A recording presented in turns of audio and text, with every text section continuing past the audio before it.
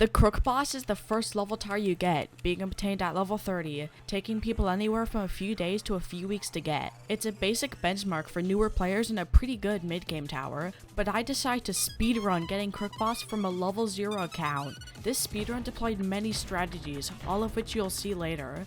But first, it's time for me to make my account and start my speedrun. I dripped out my new account, Crookboss God, then loaded into TDS for the first time and started the speedrun. The first thing that the game showed me was the tutorial, which I accepted due to the fact that it gives a free 200 XP, leveling me up closer to the Crook Boss. I followed Commander's instructions, placing the towers as directed, and I blasted through the tutorial in only 5 minutes and claimed my rewards, 400 XP and 600 coins. You might have noticed that I said 200 XP earlier, but now it's 400 XP, which is where I reveal my first strategy for this challenge. I'm playing on a Saturday, which is during the double XP weekend. This outright doubles all of my progress towards Crook Boss and massively increases the speed of the speedrun. After the tutorial though, I bought Soldier and Demoman with my 600 coins. I bought Soldier due to its good single target damage, being able to kill bosses quickly, and I bought Demoman due to its good early game and splash DPS. I then moved on to my main source of XP, solo Molten Suicide grinding. Dying to wave 29 on Molten garners 108 XP in around 6 to 7 minutes, which is almost 1000 XP per hour. I went into the match and played Soldier and Demoman for early game time saves, and simply spammed a level 2 Soldier and max Demoman until wave 28, where I sold all of my units to die on wave 29. This 108 XP combined with the tutorial made me level 8 with only 15 minutes on the timer. The reason I only played one match is because I wanted to play one of the new challenge maps, Back to Basics. The reason I wanted to do this is because it gives a whopping 800 XP and 3 free time skill tickets, which I can use to grind faster. The only problem is, it's level 50 locked, and I am level 8. So that means I can't play it? Well, not unless I use a little thinking. All you need to do is get into a party with someone who is level 50, in this case Penguin Dude, and have them join the match for you. And that's that, I'm in the game. Me and Penguin Dude got into Back to Basics, where you can only use starter towers and you have to beat a weaker version of Fallen mode. Soldier and Demoman got past early game easily enough, and we skirted on by to wave 31, where a bunch of Fallen Giants threatened us due to not getting enough Demomen and needing more crowd control. We had to micro hunters and snipers to clutch up against the Fallen Giants, and I placed more Demomen at the front for crowd-controlled DPS. This continued to wave 36, where the Fallen Summoner combined with the Fallen Giants made an issue for us.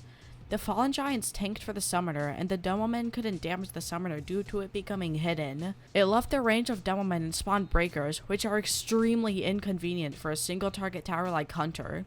Luckily though, we had enough Hunters and they clutched up once again. This led us to not wave 40, but wave 39, we had even more problems with yet another Fallen Summoner due to Penguin Dude skipping wave 38 at an inopportune time and the Warden stunning all of our towers. This was even closer than last time due to there being not one but 2 Fallen Summoners, and yeah, that was really close. Anyways, wave 40 was kinda easy to be honest. 24 max hunters obliterated the 60,000 HP Fallen King, and there was my free 800 XP and 3 time skill tickets. I was already halfway there to Crook Boss just by using my one-time rewards, tutorial, and the weekly challenge. I was at level 16 in 33 minutes, and it was looking like this might not be so bad.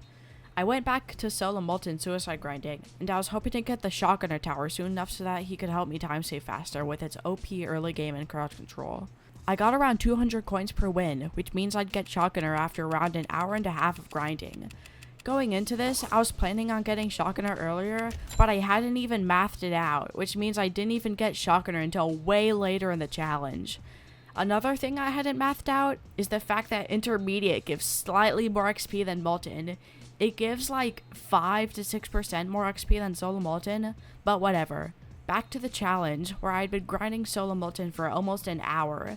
I also utilized the 3 time skill tickets that I got, which allow you to double the speed of your game, effectively doubling your grind speed for a match. I went back into the lobby, and I was level 23, and I remember the 3 high grade crates that I got from the Back to Basics challenge.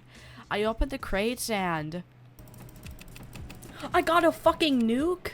I actually got a nuke. Technically, in the speedrun.com rules, it states that you can't use consumables, But, like, that's for nerds. I got this nuke, and I'm gonna use this nuke.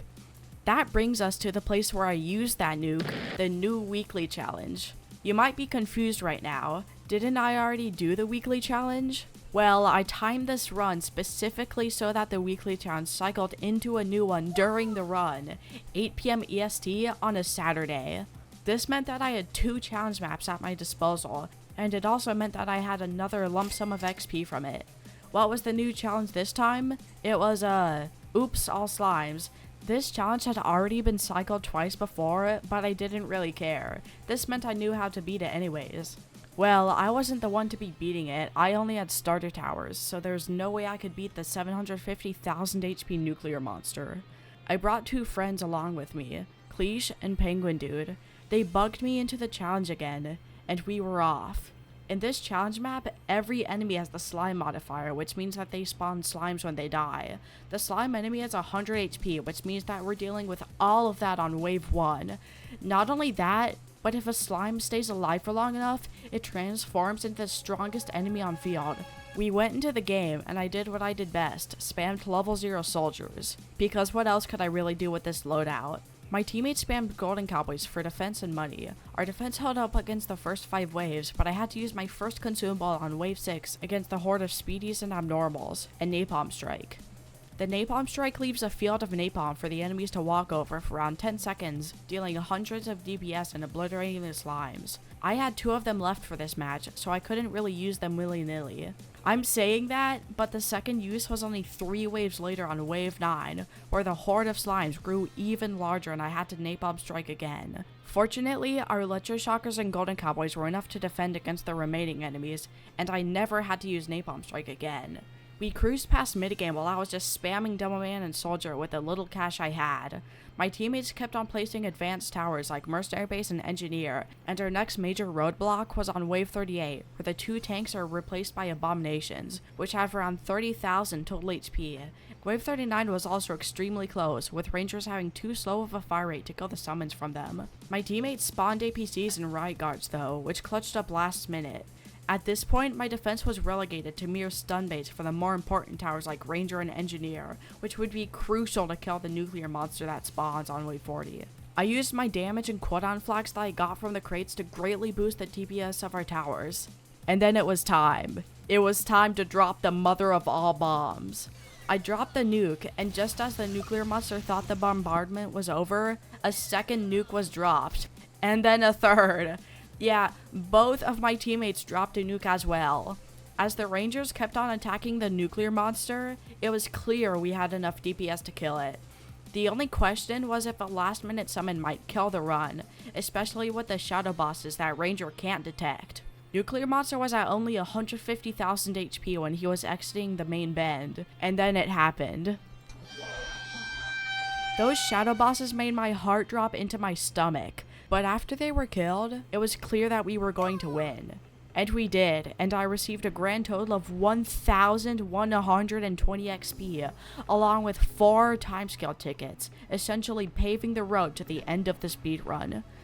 I loaded into the lobby at a staggering level 28, 5 whole levels higher than before and only 2 levels away from the end goal. Although it did take a good 30 minutes to beat the weekly challenge, which meant I was already at hour 2. At this point, all I needed to do was grind solo molten for around 20 minutes, and I'd have it. So that's what I did. I used my timescale tickets and consumables willy-nilly because I knew I had nowhere else to use them. And I finally got, not Crook Boss, but Shotgunner, after 2 hours. It's kind of late, and honestly, I think I lost time by buying it in the lobby, but whatever. I did my final match of the entire run, and I loaded into the lobby with my brand new tower, Crook Boss. The final time was 2 hours, 23 minutes, and 8 seconds. This time absolutely smashes the former record, although I kinda cheated a bunch by doing stuff like glitching into challenge maps, getting carried by Cleesh and Penguin Dude, and having my grinding massively improved by timescale tickets. This is certainly not a record for speedrun.com, but it's pretty cool, I guess. Like and subscribe for more videos like this.